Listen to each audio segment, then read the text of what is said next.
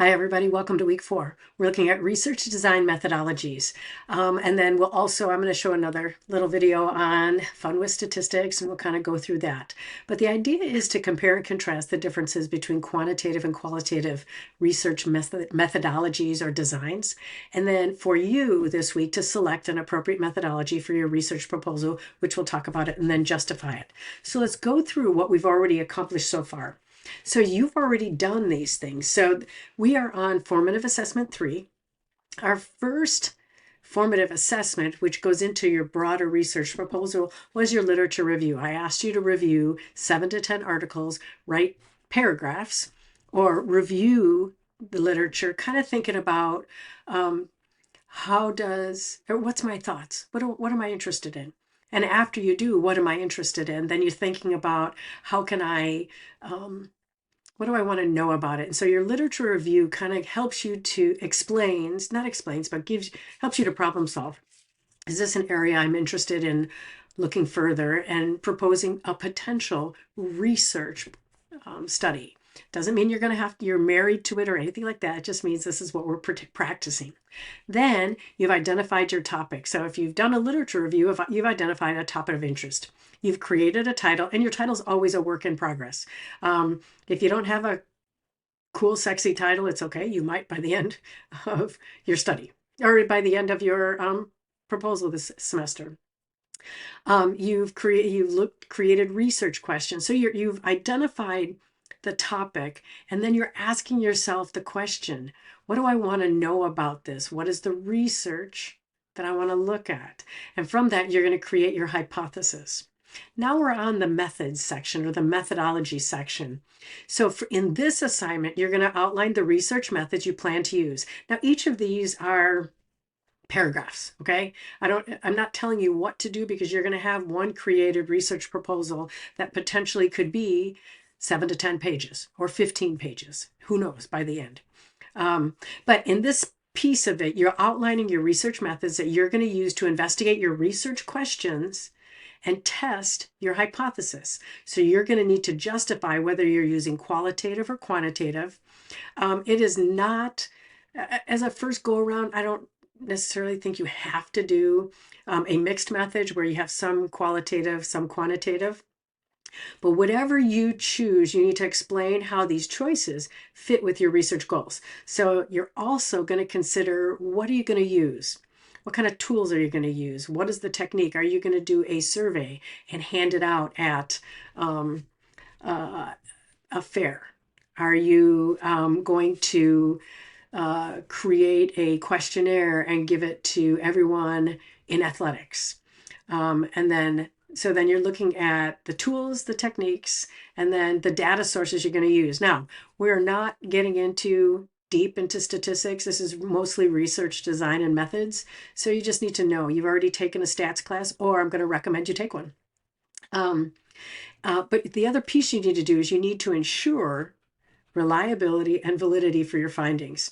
You're also going to think about some ethical considerations. So again, just some tips as part of this piece that you're doing this week. Choose methods that suit your research questions. Quantitative for measurable data. Qualitative for exploratory insights.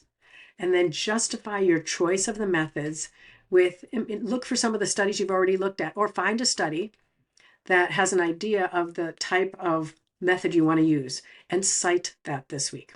And then address any kind of ethical considerations like informed consent, confidentiality, and data protection. So you will be doing, again, I think it's due the 21st, your city training for the Institutional Review Board. So that's just another piece you'll have to do, but that's part of our process. So some examples of research methodologies, again, quantitative is experimental design. For example, so my study was a fall prevention program for older adults, and I used the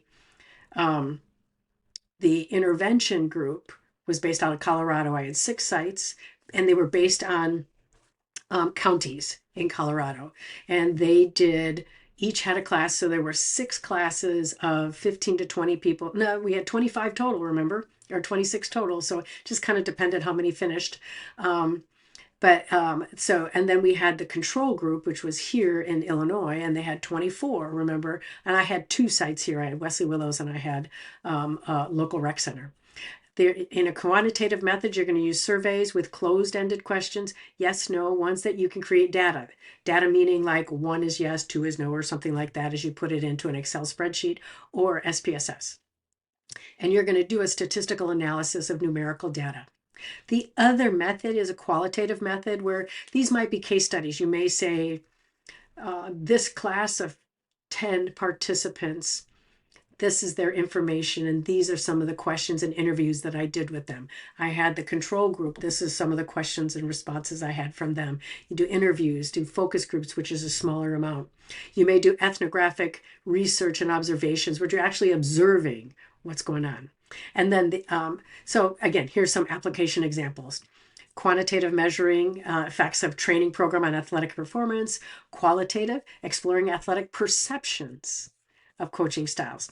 So these are the two areas you're going to look at as we consider what you're going to be doing. So as an introduction to it, I'm trying to go to my very back one. Here's a couple more. So if you're in sport management leadership, for example, you may do a quantitative survey on leadership effectiveness, performance metrics. You may, in qualitative, you may do interviews with coaches, case studies with team members, management. Exercise physiology, you may do in your quantitative, a controlled measure, a trial measuring physiological outcomes. I know some of it, somebody is doing, looking at something in track and field, and compare and contrast. Qualitative, you may look at observational studies of athlete training routines.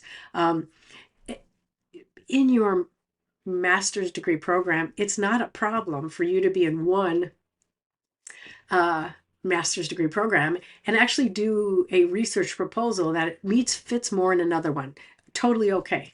Just kind of makes it more exciting and fun.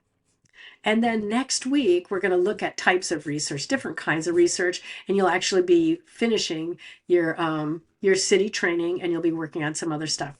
So this is section 1 of week 4.